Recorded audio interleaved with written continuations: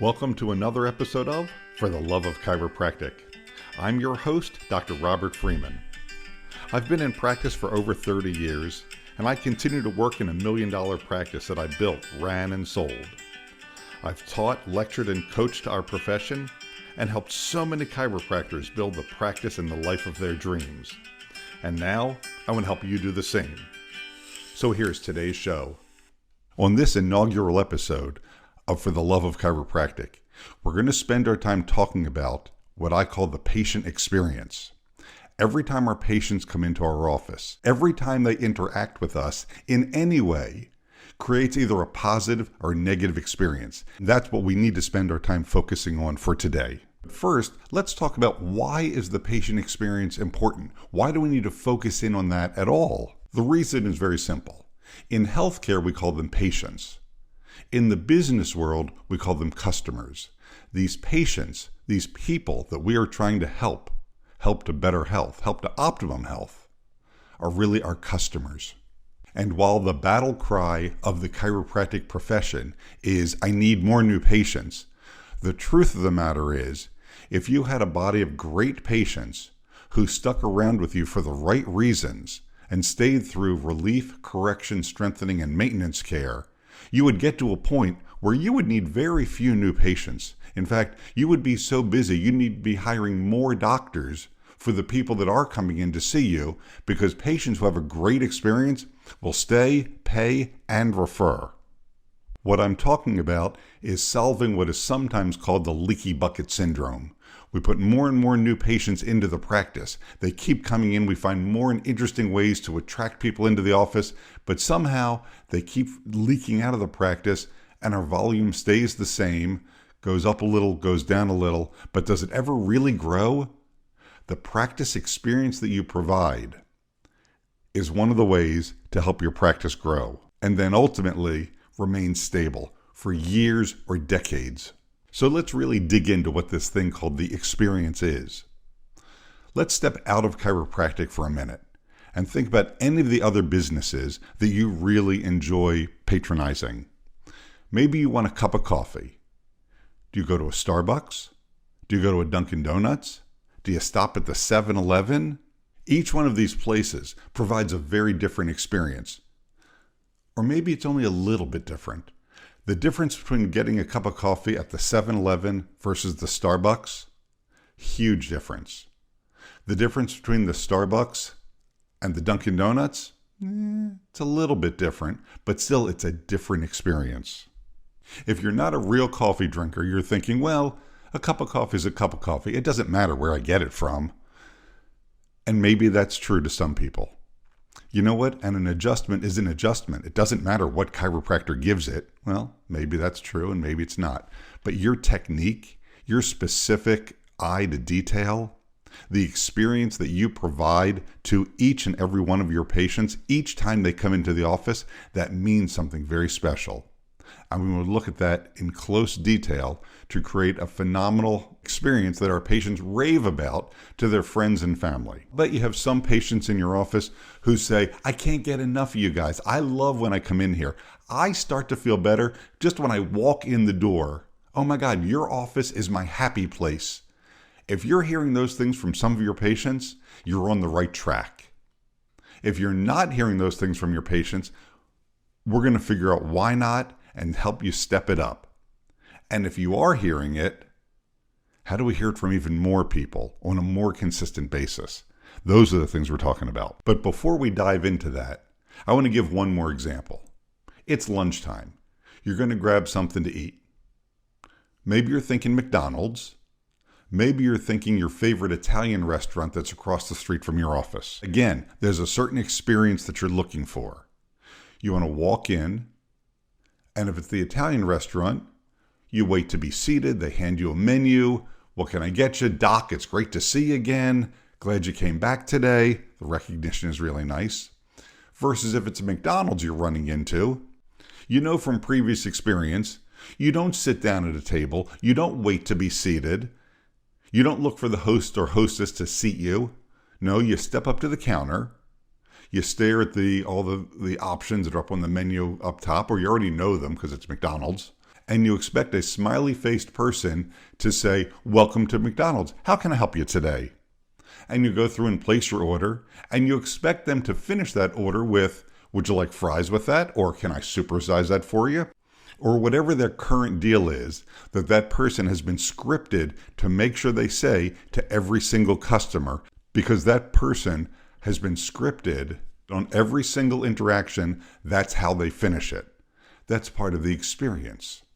And companies like McDonald's and Starbucks and any other franchise company are experts at creating the scripts that their employees follow to provide an experience for their customers that's predictable, leading to a predictable outcome that's measured by metrics mathematically, so they know their expected profitability.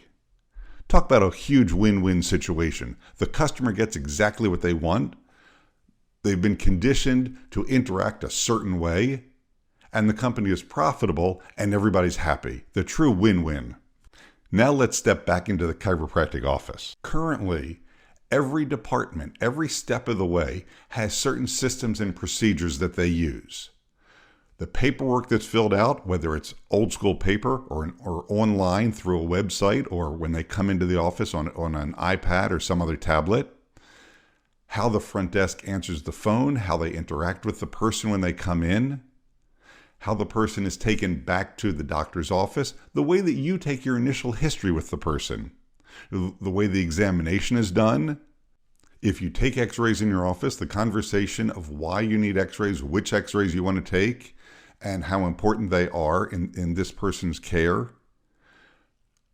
The next conversation of what happens after the examination, the report of findings, whether it's the same day or the next day, and we're going to talk about that because it makes a difference statistically in the care that people get and the results that they get from that care, as well as handling the finances. Who explains that? Insurance, co-pays, options for prepay. All of these things are important. From the time they walk in on that first visit, even before they walk in on that first visit, through every interaction they have with your office. Is it a haphazard system that's been put together? Or has each step been worked and reworked and wordsmithed to fit together into this beautiful puzzle, this mosaic that works together and flows from one step till the next? The successful chiropractic office has a script and a choreography so that all of it flows through to this beautiful experience that's repeatable and predictable, regardless of who the CA is, regardless of who the front desk person is, even regardless of who the doctor is and the office manager. With each of these pieces in place, it's predictable and repeatable, and you can be there, or you can have other doctors there. You can have a staff member call out sick, and if necessary, fire, hire, and retrain. And the system doesn't change. When all these pieces are working together the way they're supposed to be, sometimes it's called being in the flow. The patients come in, they get seen, they get helped, and you see patients with what's called effortless ease, and before you know it, the day has gone by, the entire shift has gone by, and you've helped more people than you realized, and it was a breeze. In fact, you're saying, you know what, we have room to help even more people. It's easy. Versus when these pieces aren't linked the way they should be. The gears don't meld together the way they should. There's a hitch and a grind and a click, and it gets stuck, and you're running from one thing to try and fix this, and you're putting out fires, and that's no way to practice. Does it happen sometimes? Yes. But the winning philosophy is put the fire out and then put a system and a procedure in place so that fire never happens again. And after a surprisingly short period of time in practice, suddenly there are no fires to put out, and every day flows with effortless ease. And that's what we'll continue to talk about on each of these episodes of For the Love of Chiropractic. And on each of these episodes, there's going to be tidbits and takeaways or huge concepts, whether you've been in practice for decades, years, or just a few days or a few months or a few weeks.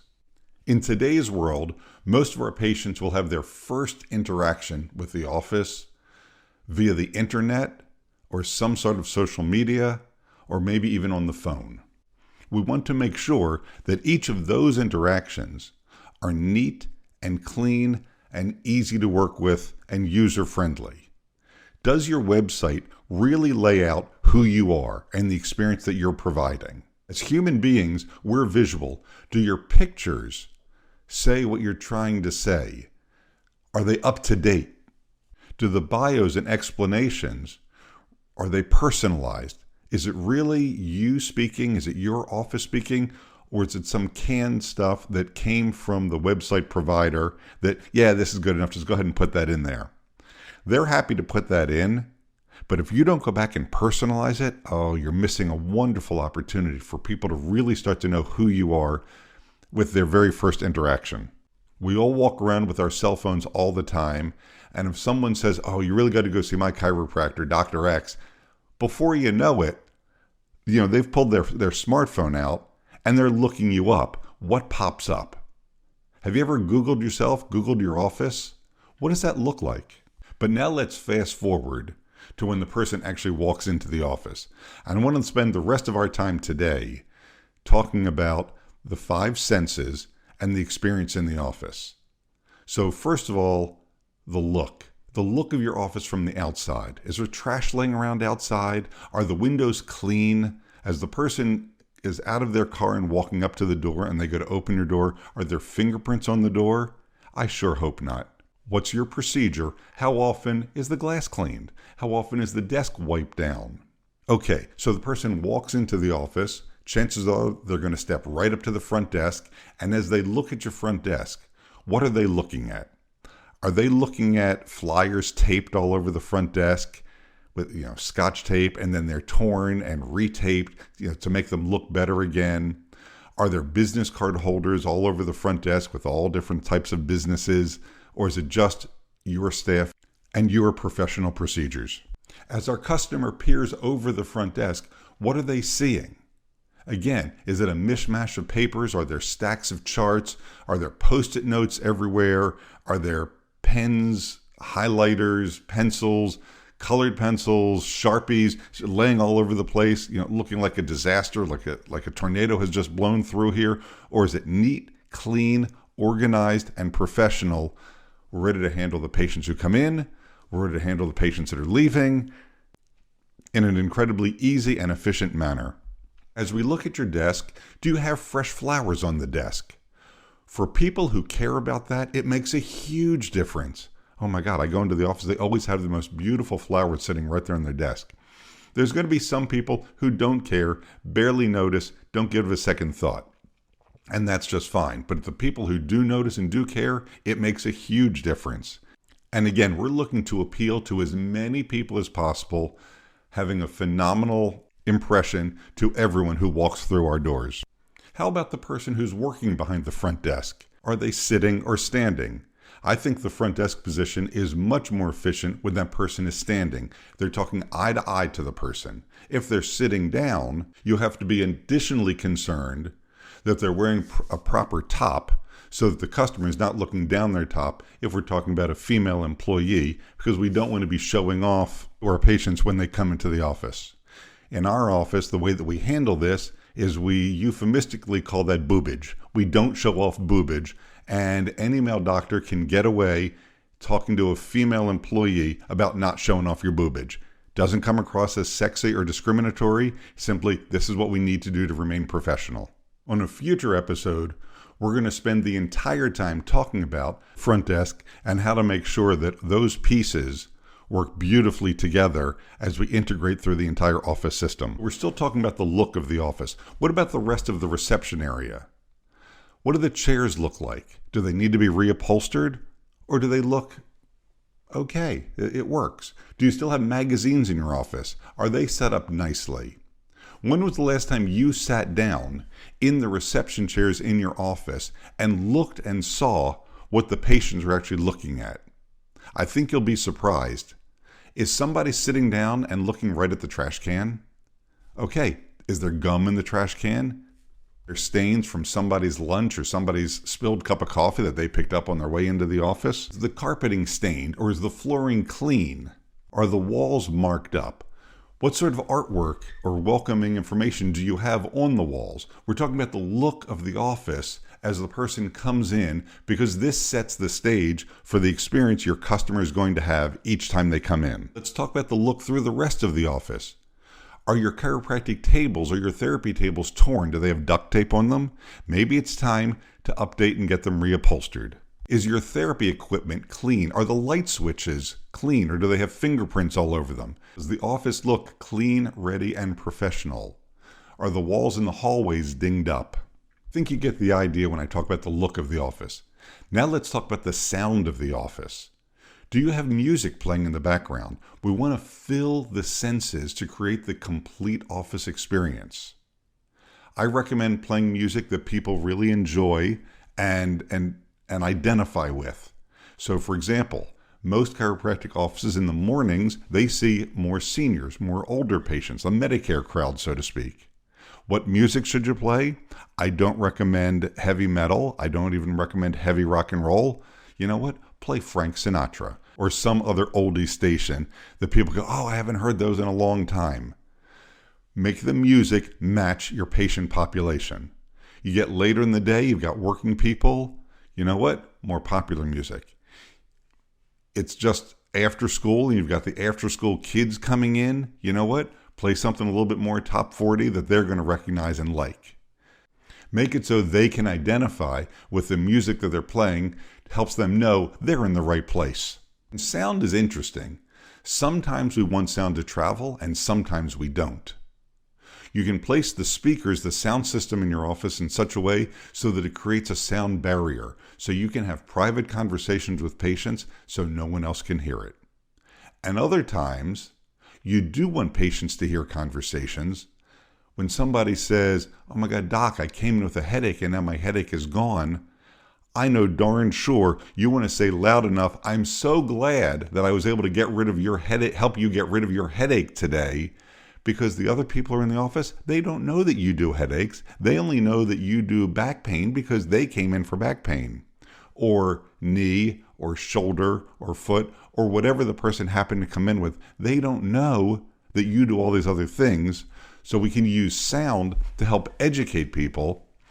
And obviously the reverse is true. If somebody needs to have a quiet conversation with you, you can step it down, step the tone down, and let the music wash over so they can't hear what's being said outside in the hallway. And you can have a quiet conversation about things that are more personal and more intimate and don't need to be shared with everyone else in the office. Let's spend a minute talking about touch. There's lots of different touch spots in the office. Things that people touch, things that they grab, things that they sit down on, roll over on.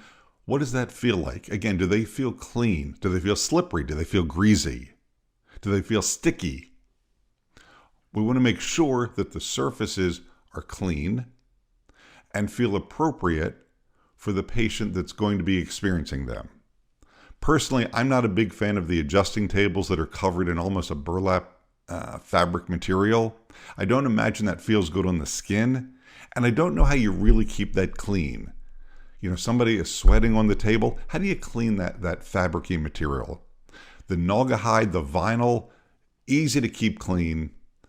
Simply wipe it down on a daily basis, works beautifully. When necessary, really easy to replace and recover as well. What about the smell of your office? The smell of the office? Yes.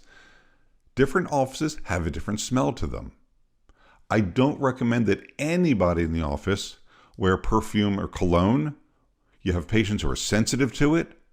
You have patients who like it more, like it less. Nobody's going to be happy because it's either going to be too strong, offensive, or not enough. So I don't recommend perfume or cologne on any of the staff members ever. If you have the flowers in the front, that creates a certain fragrance, and that's awesome. If you're going to do any other type of fragrance in the office, it needs to be natural and pleasing. You know, if you think about it, some offices smell like alcohol. You know, medical offices typically will smell like rubbing alcohol because of procedures that they do. Your dental office smells a certain way because of procedures that they do. You end up linking that smell with the feeling of the office. Want the office to look, feel, sound a certain way. So we want to fill all of the senses, as many as we can, to create that experience that our patients are going to fall in love with and want to repeat over and over again. So it's a pleasure for them to come and spend time with us and get the health care that they're looking for. And obviously, your smiling face and your wonderful positive attitude is the other thing that they're buying when they come in. As was taught to me years ago, greet each patient with a big smile and some sort of special hello, whether it's a fist bump, a handshake, a pat on the shoulder, whatever your special thing is, make sure everybody gets something like that each time they come in. There was a famous speaker by the name of Zig Ziglar who used to say, if you see somebody without a smile, give them one of yours. And that, my friends, is the overview of the office experience. And I promise on future episodes, we'll go through piece by piece to help you build most outstanding chiropractic practice. And we'll talk again soon. All right. And that's our show for today. If you have a question about today's show or your own practice, feel free to reach out at fortheloveofchiropractic.com. Before making changes to your practice, be sure to seek legal advice regarding those changes and regulations in your state. For the Love of Chiropractic is an RGF production, all rights reserved. And thanks for listening. Original music provided by Hunter Rich Music.